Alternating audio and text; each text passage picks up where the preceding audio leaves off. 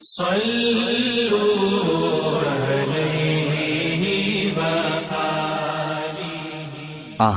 صلی اللہ علیہ وآلہ وسلم پر وحی کا ابتدائی دور اچھے سچے پاکیزہ خوابوں سے شروع ہوا۔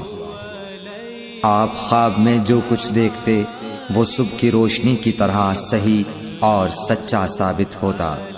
پھر من جانب قدرت آپ تنہائی پسند ہو گئے اور آپ نے غار حرا میں خلوت نشینی اختیار فرمائی اور کئی دن اور رات وہاں مسلسل عبادت اور یاد الہی و ذکر میں مشغول رہنے لگے۔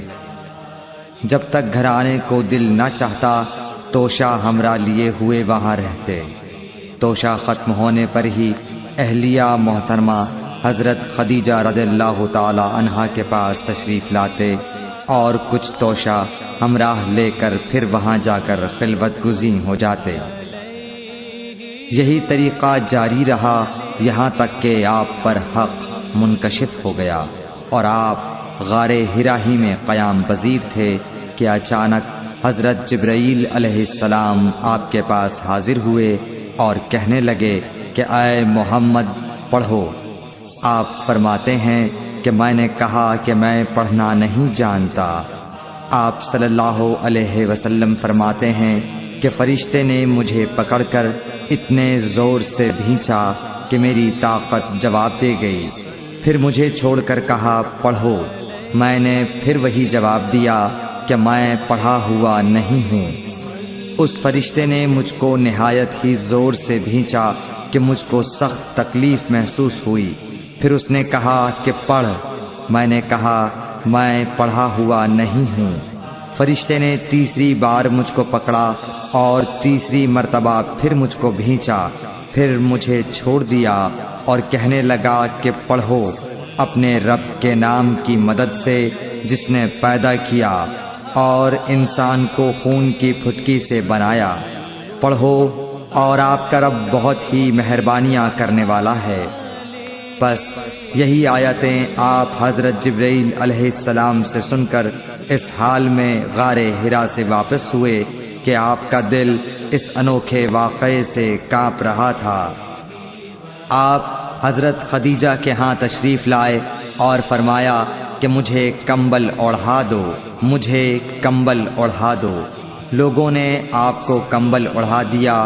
جب آپ کا ڈر جاتا رہا تو آپ نے اپنی زوجہ محترمہ حضرت خدیجہ رضی اللہ تعالی عنہا کو تفصیل کے ساتھ یہ واقعہ سنایا اور فرمانے لگے کہ مجھ کو اب اپنی جان کا خوف ہو گیا ہے۔ آپ کی اہلیہ محترمہ حضرت خدیجہ رضی اللہ تعالی عنہا نے آپ کی ڈھارس بندھائی اور کہا کہ آپ کا خیال صحیح نہیں ہے۔ اللہ کی قسم آپ کو اللہ کبھی رسوا نہیں کرے گا۔ آپ تو اخلاق فاضلہ کے مالک ہیں، آپ تو کنبہ پرور ہیں، بے کسوں کا بوجھ اپنے سر پر رکھتے ہیں، مفلسوں کے لیے آپ کماتے ہیں، مہمان نوازی میں آپ بے مثال ہیں اور مشکل وقت میں آپ امر حق کا ساتھ دیتے ہیں۔ ایسے اوصاف حسنہ والا انسان یوں بے وقت ذلت و خواری کی موت نہیں پا سکتا۔ پھر مزید تسلی کے لیے حضرت خدیجہ رضی اللہ تعالی عنہا آپ کو ورقہ بن نوفل کے پاس لے گئیں جو ان کے چچا زاد بھائی تھے اور زمانہ جاہلیت میں نصرانی مذہب اختیار کر چکے تھے اور عبرانی زبان کے کاتب تھے۔ چنانچہ انجیل کو بھی حسب منشائے خداوندی عبرانی زبان میں لکھا کرتے تھے۔ انجیل سریانی زبان میں نازل ہوئی تھی، پھر اس کا ترجمہ عبرانی زبان میں ہوا۔ ورقہ اسی کو لکھتے تھے۔ وہ بہت بوڑھے ہو گئے تھے، یہاں تک کہ ان کی بینائی بھی رخصت ہو چکی تھی۔ حضرت خدیجہ رضی اللہ تعالی عنہا نے ان کے سامنے آپ کے حالات بیان کیے اور کہا کہ اے چچا زاد بھائی، اپنے بھتیجے محمد صلی اللہ علیہ وسلم کی زبانی ذرا ان کی کیفیت سن لیجئے۔ وہ بولے کہ بھتیجے آپ نے جو کچھ دیکھا ہے اس کی تفصیل سناؤ۔ چنانچہ آپ صلی اللہ علیہ وآلہ وسلم نے از اول تا آخر پورا واقعہ سنایا، جسے سن کر ورقہ بے اختیار ہو کر بول اٹھے کہ یہ تو وہی ناموس معزز رازدان فرشتہ ہے جسے اللہ نے حضرت موسیٰ علیہ السلام پر وحی دے کر بھیجا تھا۔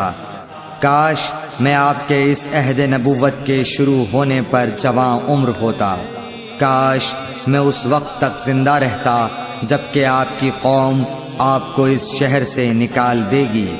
رسول کریم صلی اللہ علیہ وآلہ وسلم نے یہ سن کر تعجب سے پوچھا کہ کیا وہ لوگ مجھ کو نکال دیں گے، حالانکہ میں تو ان میں صادق و امین و مقبول ہوں۔ ورقہ بولا، ہاں یہ سب کچھ سچ ہے، مگر جو شخص بھی آپ کی طرح امر حق لے کر آیا لوگ اس کے دشمن ہی ہو گئے ہیں۔